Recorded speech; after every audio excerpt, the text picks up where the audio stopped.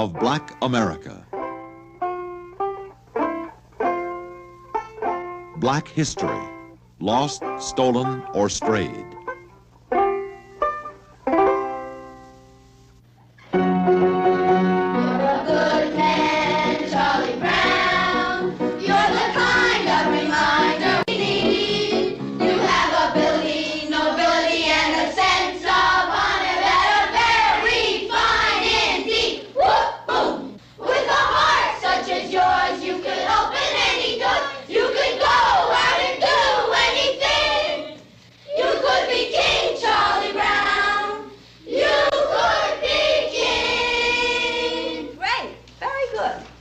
We'll go to lunch now, and this afternoon we'll continue with our meeting.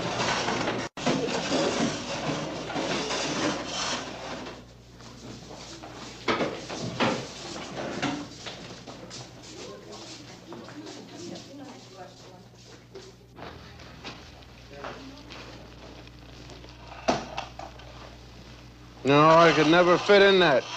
Never get in that at all. This is more like it. Now, what's the whitest thing you know? Whiter than the driven snow, whiter than the whites of your eyes? Sugar. Non-integrated, non-black, sweet sugar.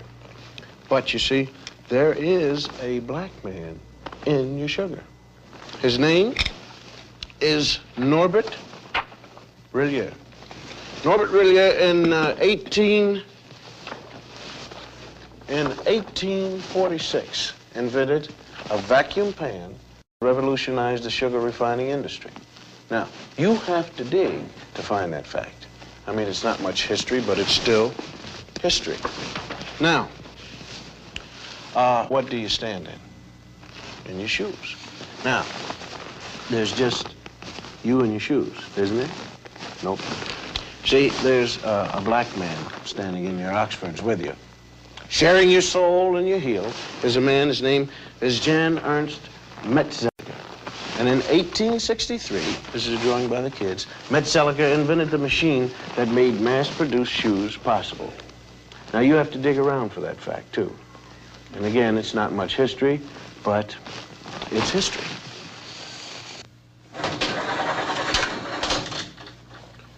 Am I coming in clear to California? I mean, is this TV signal driving through a pass in the Sierra Nevada mountains and slipping into San Francisco?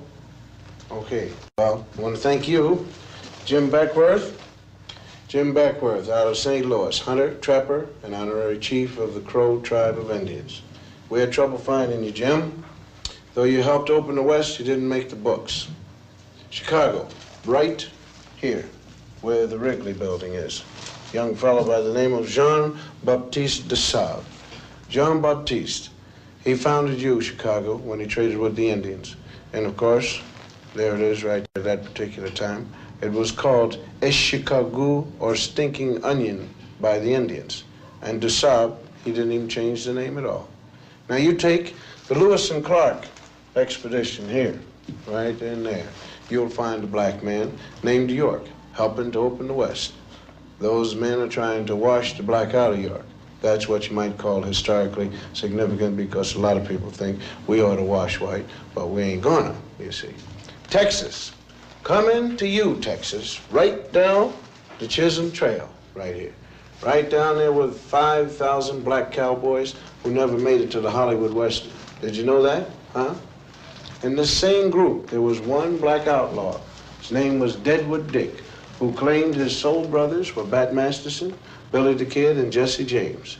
Deadwood Dick used to ride into the saloon, order 2 drinks, one for himself and one for his horse. And here's his horse drinking a shot of red-eye with a straw. And how about the 186,000 blacks who fought on the Union side during the Civil War? 38,000 died.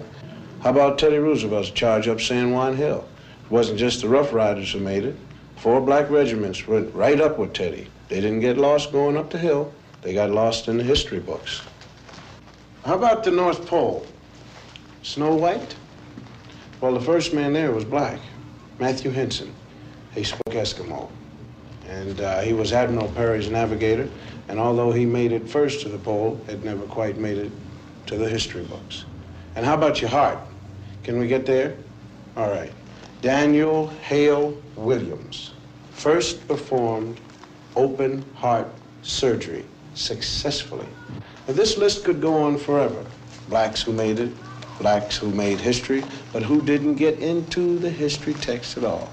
And the strange thing is how little there is about us in the textbooks. Napoleon once said, history is a fable agreed upon, and the fable agreed upon up to now is that American history is white on white. But sometimes we did get into the history books. All wrong. Now you take this one. The Growth of the American Republic, 1942 edition. Samuel Eliot Morrison, Henry Steele Commager. Quote, as for. This has to do with slavery. As for Sambo, Professor Morrison. Sambo, Professor Commager. As for Sambo, whose wrongs moved the abolitionists to wrath and tears, there is some reason to believe that he suffered less than any other class in the South from its peculiar institution. Peculiar institution means slavery. Although brought to America by force, the incurably optimistic Negro soon became attached to the country and devoted to his white folks. Unquote. Those lines were written by two Pulitzer Prize-winning white Northern professors.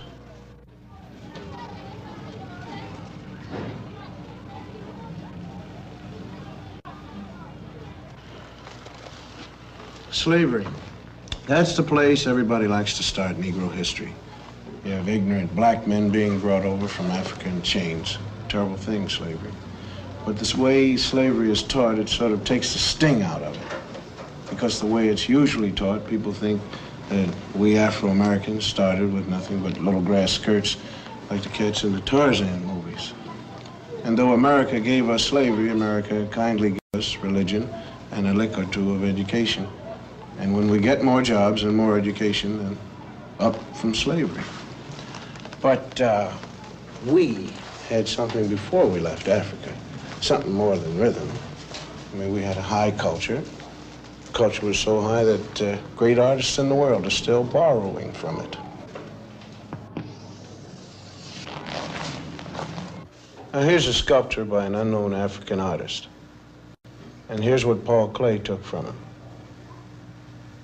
Now, here's a work by an unknown black African, and Pablo Picasso liked what he saw.